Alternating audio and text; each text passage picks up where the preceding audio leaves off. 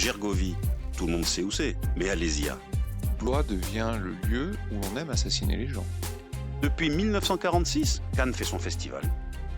Mais 68, ce n'est pas que le quartier latin, c'est aussi Lyon, Bordeaux, Strasbourg.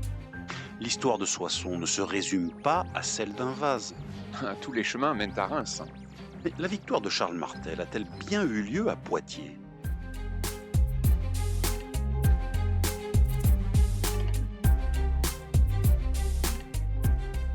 Grande date de nos régions, une émission animée par Éric Labaille et Cédric Delaunay. Un podcast ici en région.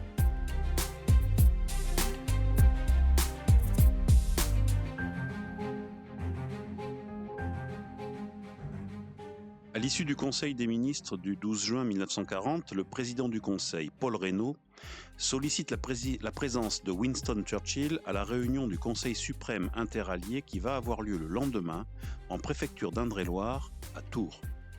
Peu avant midi, escorté par 12 avions de chasse Hurricane, l'avion du Premier ministre anglais, qui est accompagné de Lord Halifax et du général Spears, se pose sur l'aérodrome de Parcé-Mélé. Les événements qui suivent décident du sort d'un pays et d'une armée en pleine déliquescence. Mais que s'est-il donc passé ce 13 juin 1940 à Tours ? Cédric Delaunay, bonjour, vous êtes professeur agrégé d'histoire et c'est le cœur serré que je vous pose la question. Que s'est-il passé ce jour-là ? Les nouvelles du front sont mauvaises, très mauvaises. L'offensive a commencé au mois de mai. Et au début juin 1940, l'essentiel des troupes françaises sont encerclées autour de Dunkerque et l'affaire semble très mal engagée. C'est dans ce contexte que le gouvernement français se replie sur Tours. Alors c'est pas une nouveauté, puisque lors de la guerre de 1870, la mauvaise tournure du conflit avait déjà poussé le gouvernement à se replier sur Tours. C'est de ce conflit de 1870 que naît un mythe. Ce mythe, c'est le mythe de la Loire comme étant un barrage infranchissable. De fait, en 1870, les troupes prussiennes et leurs alliés allemands n'avaient pas réussi véritablement. Alors Tours est prise, finalement, mais c'est vrai que la Loire avait composé un outil de défense essentiel à l'armée française. C'était bien sûr oublier les évolutions de l'armement et notamment du génie, qui feront que cette fameuse barrière infranchissable de la Loire ne le sera pas. Et donc, on avait déjà anticipé dans les états-majors et au sein de l'État, on avait déjà pensé au repli d'un gouvernement menacé à Paris. Et donc, c'est ainsi que le président du Conseil, Paul Reynaud, loge à Chissé en Touraine, que le maréchal Pétain, vice-président du Conseil, loge à Athée-sur-Cher, le général de Gaulle, sous-secrétaire d'État à la guerre et à la défense, réside à Azé-sur-Cher. Alors là, on voit tout le génie français, c'est-à-dire que malgré toute cette préparation, cette planification, où les ministères ont été repliés parfois dès la déclaration de Dès guerre. 1939, oui. Dès 1939, l'essentiel des ministères est replié à Blois, par exemple, il y a les PTT, les postes télécom et télécommunications, des organismes sociaux aussi sont replacés Les à Blois. finances sont vers Chinon, je crois. Les finances sont vers Chinon, où déjà les administrations, dès la déclaration de guerre, se sont repliées, où le gouvernement, vu la situation militaire, se replie. On voit que c'est la panique, quoi. Déjà, on s'aperçoit que les principaux dirigeants sont éclatés dans une région, dans un cercle très, très vaste, et qu'un certain nombre de ces résidences ne sont même pas équipées de téléphone. Oui, il y a un gros problème de liaison et de cohérence dans l'implantation des organes ministériels, ça c'est clair. Ah oui, c'est quand même assez incroyable, alors qu'on avait planifié la chose. C'est pas comme si on avait été pris au dépourvu et que rien n'aurait été prévu. Et là, c'est assez terrifiant. Et donc, on est dans un état de déliquescence déjà assez avancé. D'autant plus que Tours est submergé par les exodiens, tous ces millions de Français qui tentent de fuir devant l'avancée allemande, mélangés à des débris de l'armée française, à des soldats en déroute, qui se replient et qui saturent totalement le réseau routier, le réseau ferroviaire qui est complètement bloqué, d'autant qu'on annonce que les Allemands sont en approche directe de Paris. Ceci étant dit, si je puis me permettre, cette désorganisation géographique et logistique est une tradition française, puisqu'en 1939, lorsqu'on commence la guerre, le chef d'état-major général, donc le général Gamelin, est installé au château de Vincennes, et son bras droit, qui gère directement le front du Nord-Est, donc le général Georges, est installé à La Ferté-sous-Jouarre. Donc et les liaisons entre les deux sont effectuées par voiture. On voit tout à fait la logique et le sens de l'efficacité. Donc l'installation dans la région tourangelle est du même acabit. Donc la dernière offensive allemande, qui va commencer ce que l'on appelle la bataille de France, est déclenchée le 8 juin. Le 10 juin, le front est percé et Paris est atteinte le 14. Que se passe-t-il? Que fait le gouvernement à ce moment-là? Alors, le gouvernement commence à se diviser. Il y a une division qui apparaît de plus en plus clairement entre les bellicistes, ceux qui veulent continuer la guerre. Continuer la guerre jusqu'où et jusqu'à quand? C'est la question qui se pose. Le général de Gaulle, Mandel, par exemple, sont partisans d'une résistance à tout rompre. D'abord parce que ça correspond à des engagements militaires vis-à-vis de nos alliés anglais. Et un repli est prévu. D'abord, sur Tours, ça c'est déjà fait. Et au cas où Tours serait menacé, un repli sur Bordeaux. Et si Bordeaux lui-même était menacé, un repli sur l'Algérie. La France, c'est bien sûr la France métropolitaine, telle qu'aujourd'hui, mais c'est aussi un immense empire colonial. Et donc, il y a déjà un certain nombre d'hommes politiques qui prévoient de reconstituer ce qui reste de la France en s'appuyant sur les forces vives, à savoir la marine, qui, elle, n'a pas été touchée. Et la marine qui peut tenir la Méditerranée, je ne vais pas dire facilement, mais alliée à la force militaire anglaise, la Méditerranée peut rester une zone impénétrable. Et donc ça pourrait constituer la base pour une reconquête à venir. Et alors je ne vais pas anticiper les phrases de De Gaulle, mais en disant que cette guerre est une guerre mondiale, que les États-Unis un jour entreront dans le conflit, que la France est forte de sa banque. On a réussi à replier l'essentiel des capitaux et de l'or de la Banque de France. À Dakar, et on a la marine et l'essentiel de l'armée de l'air qui n'a pas été détruite. Donc il y a la possibilité d'organiser un vrai front de résistance qui peut aller jusque loin. Sauf que au sein du gouvernement, il y a des forces beaucoup plus pacifistes, ou du moins prêtes à un compromis avec les Allemands. Alors, bien sûr, on pense au maréchal Pétain, qui commence discrètement à avancer ses pions. C'est un homme politique extrêmement roué. C'est quelqu'un qui avance très prudemment et laisse d'abord parler des seconds couteaux, y compris des stars locales comme Camille Chotan, dont le rôle, on va dire, plus que trouble dans ces journées de juin et juillet dans la chute de la République, sont plus que consternants pour un radical socialiste très attaché à la République et qui fit partie de tous ces hommes qui menèrent à la destruction de cette même République. Et offrir les pleins pouvoirs au maréchal Pétain. Alors, au milieu de ça, il y a Paul Reynaud. Alors, Paul Reynaud... c'est pas un mauvais bougre, mais très clairement, il n'a pas les épaules. Il n'a pas les épaules. Il y a la pression aussi de son entourage. Madame de Porte. Madame de Porte. Alors, je sens que vous avez le plaisir de parler de Madame de Porte. Oh non, en fait, c'est son ange noir. Hein. Madame de Porte, c'est quelqu'un qui a une influence sur lui. Paul Reynaud est un homme sous influence de la part de sa maîtresse, Hélène de Porte, et ça va peser très lourd dans ses errements du printemps 1940. Hein. C'est-à-dire que quand on parle d'histoire militaire, etc., on a toujours l'impression de force, qui dépasse les acteurs. Bien sûr, il y a des rapports de force militaires, il y a des dynamiques politiques fortes, mais il y a aussi des humains dans leur fragilité. Et entre Lebrun, le président de la République qui pèse pas lourd, et un Paul Reynaud sous influence, on s'aperçoit que la tête de l'État, on navigue un peu à vue. Alors Paul Reynaud, il est plutôt là jusqu'au 13. Du côté de la volonté de résistance. Oui, il est du côté de la résistance, sauf qu'il va se faire balader dans les jours qui viennent.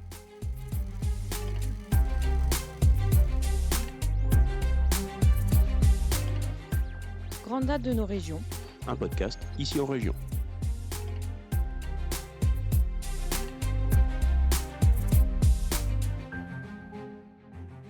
Et donc, le gouvernement quitte Paris et arrive à Tours le 12. Le 12, ouais.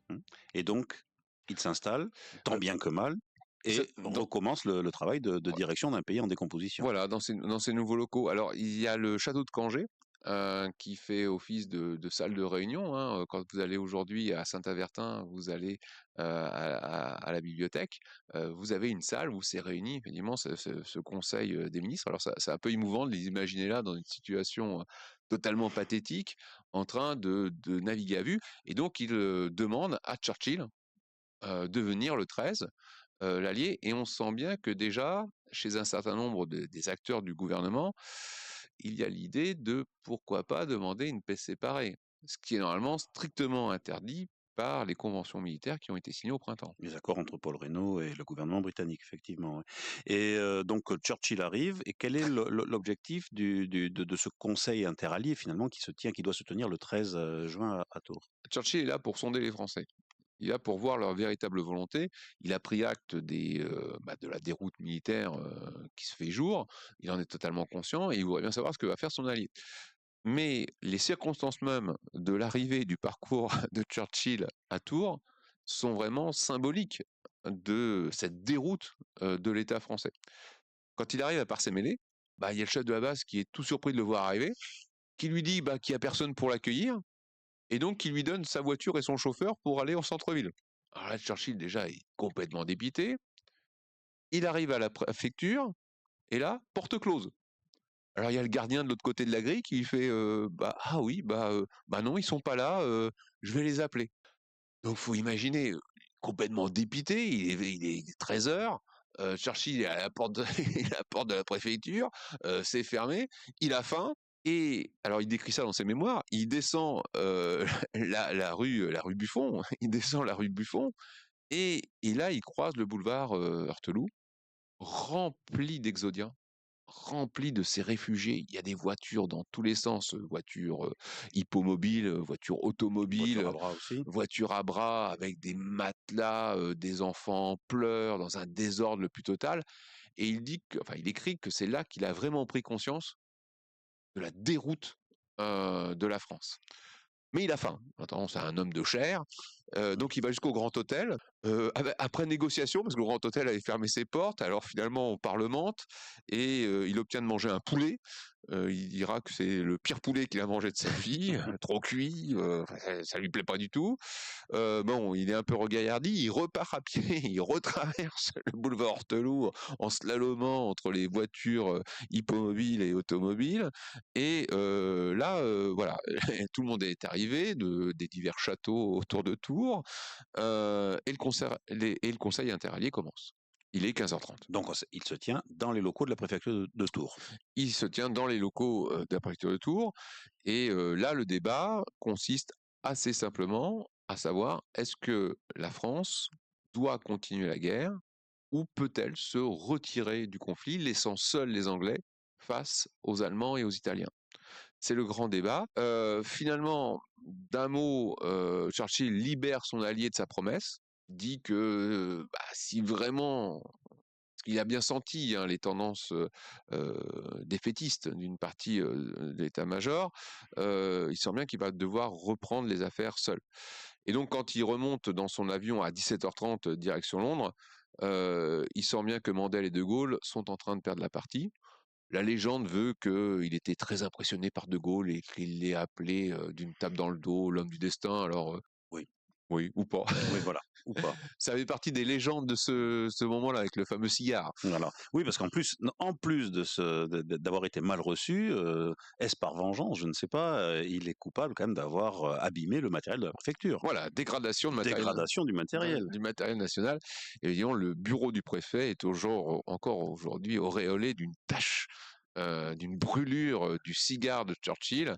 Alors la légende veut que l'homme, qui était assez colérique, on va dire, qui était assez entier, et de colère, écrasé son cigare sur le bureau. Plus sûrement l'a-t-il oublié. Voilà, l'homme au cigare avait oublié son cigare, et effectivement ça a brûlé. Et le cigare s'est consumé. Le cigare s'est consumé, brûlant, en faisant une tache sur le bureau. Donc ce conseil de guerre interallié n'aboutit finalement pas à grand-chose, si ce n'est à la prise de conscience de Churchill de la gravité de la situation française. Il s'achève, Churchill repart immédiatement en Angleterre. 17h30, il repart, mais la journée est loin d'être terminée.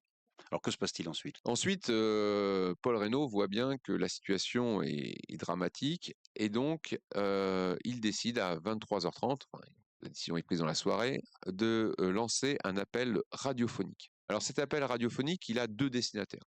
Il a d'abord pour destinataire les Français et sûrement l'armée française. Et là, vous avez un discours ça ressemble à un discours quasi posthume. Je me permets d'en citer quelques mots. Dans le malheur qui s'abat sur la patrie, il faut avant tout qu'une chose soit dite. Au moment où le sort les accable, je veux crier au monde l'héroïsme des armées françaises, l'héroïsme de nos soldats, l'héroïsme de leur chef. Ça sent comme une oraison funèbre.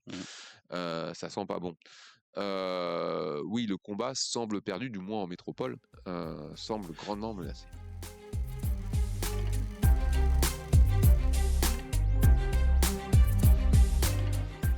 Grande date de nos régions. Un podcast ici en région.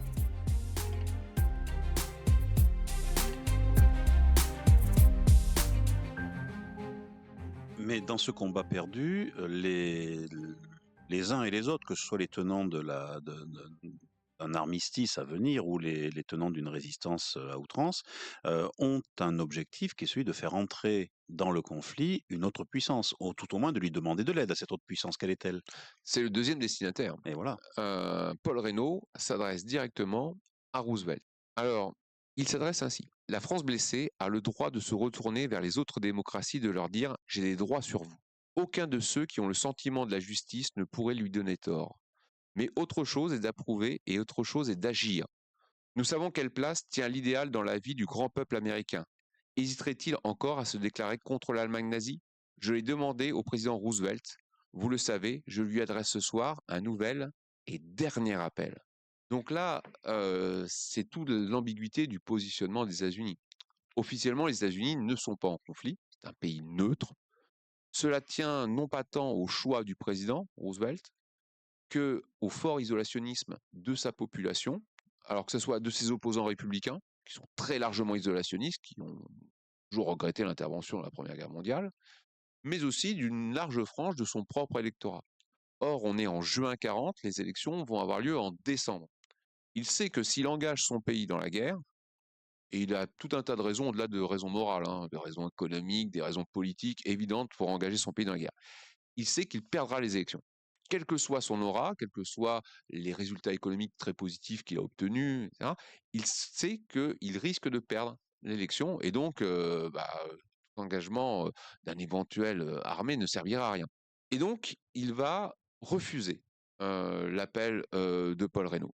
Il lui répond, effectivement, que ça n'est pas possible. Donc, il n'y aura pas d'engagement direct des États-Unis. Cependant, son positionnement n'est pas aussi univoque. À savoir que déjà, les États-Unis se sont engagés dans un soutien militaire à la France sous forme de prêts afin de financer l'achat d'armes et pour leur dire que le combat peut continuer. Peut-être pas sur le sol métropolitain, mais que les États-Unis sont financièrement et économiquement engagés et industriellement engagés aux côtés des pays démocratiques, l'Angleterre et la France. Et on est avant, bien sûr, la Charte de l'Atlantique qui scellera ça de façon claire et définitive en 1941, au printemps 1941. Mais aussi, il y a un engagement diplomatique, c'est-à-dire que les États-Unis ne reconnaîtront aucune annexion perpétrée par l'Allemagne contre le territoire français. Donc il y a un engagement d'ordre moral, industriel, économique, financier, mais pas militaire. Le sort sont donc joués. De toute façon, Roosevelt sait que son propre pays n'est pas militairement parlant en état d'entamer une guerre. Il y a tout un processus de montée en puissance de l'industrie, de montée en puissance des effectifs de l'armée, et donc les états-majors sont là pour lui rappeler cette réalité.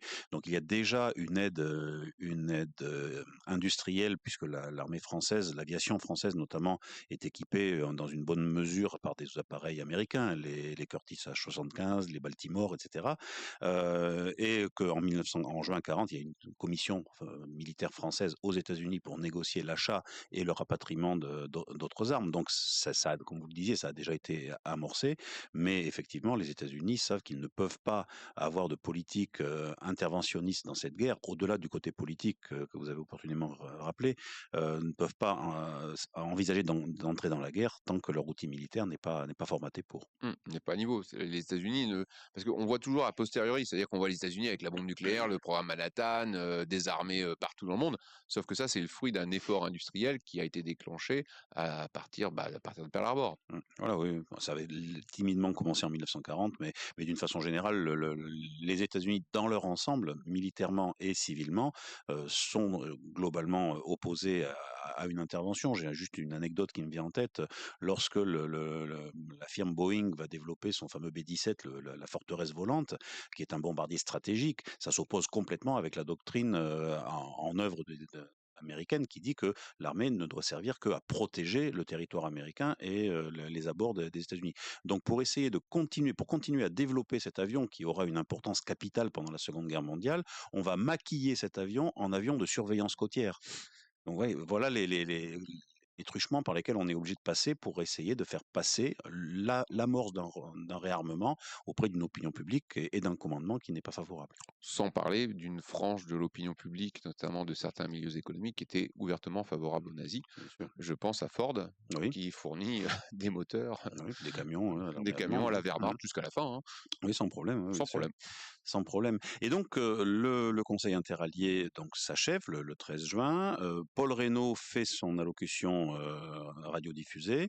Le lendemain, 14, Paris tombe. Paris déclarée ville ouverte. L'armée allemande est dans Paris. Donc là, on sent que l'échéance s'approche. Et le gouvernement quitte la Touraine. Et se replie sur Bordeaux. Et là, ça va être les journées décisives, ce qui se joue à Bordeaux, avec le renversement de Paul Reynaud, qui est remplacé par son vice-président du Conseil, le maréchal Pétain, qui très clairement amène avec lui la ligne qui désire mettre fin aux hostilités. Et donc le 17 juin, il demande l'armistice à l'Allemagne, et c'est le cœur serré. Qu'il annonce la nouvelle aux Français, qu'il dit qu'aujourd'hui, il faut cesser le combat, effectivement. Et Bordeaux qui deviendra la capitale tragique, selon le titre d'un livre célèbre, au moins dans la région bordelaise, la capitale tragique pour la troisième fois consécutive en l'espace de 3 guerres, ce qui est assez un bon score.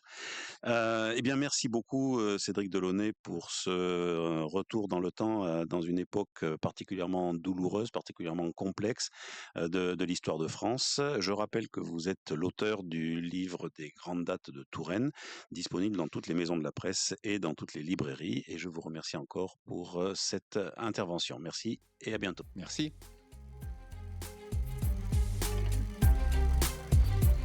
Retrouvez tous nos podcasts, livres, articles et vidéos sur notre site internet icienregion.fr.